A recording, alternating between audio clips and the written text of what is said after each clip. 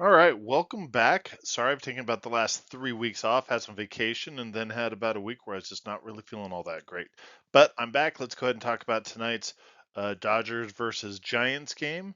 So that's Wednesday. So let's go ahead and get into it.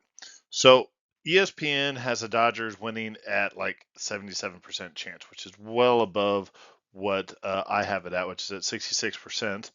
And as you can see, there's a pretty big gulf in between uh, the confidence intervals for that.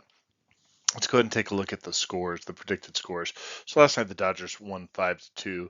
The model is saying the Dodgers should score right around 6 runs tonight, with the Giants scoring right around 4. Let's get into some of the details for that. First thing I'd say is notice that I plugged in for the starting pitcher night bullpen.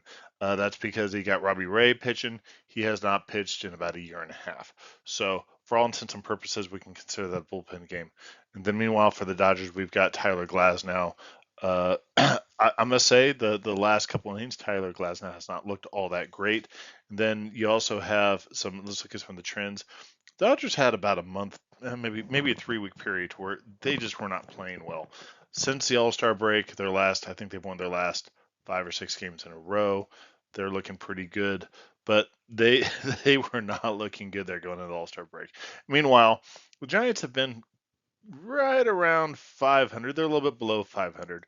But this is so what I do find interesting about the ESPN predictions, they give very heavily favored the Dodgers. I realize that's because they've got essentially a bullpen game going. But considering that this is such a rivalry, I'm kind of surprised that they're so heavily favoring the Dodgers. And something else that I always wonder is the Dodgers won the first 2 games of this series. Oftentimes, winning that third game is just difficult, and so I sometimes I just want to know how do they actually factor that in.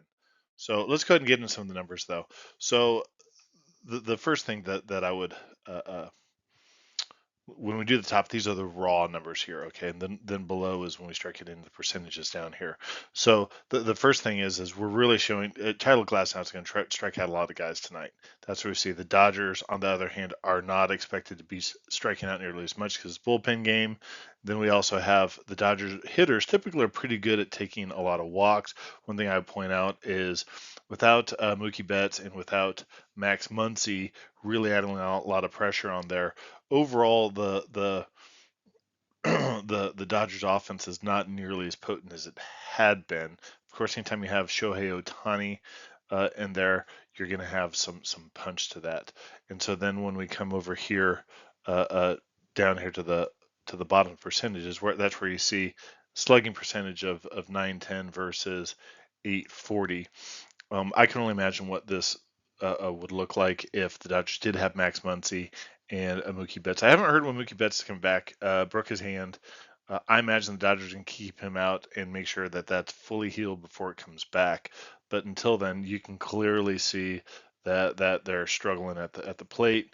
Quite frankly, I don't think that Mookie Betts is going to be a great fit for them going into the postseason with at shortstop.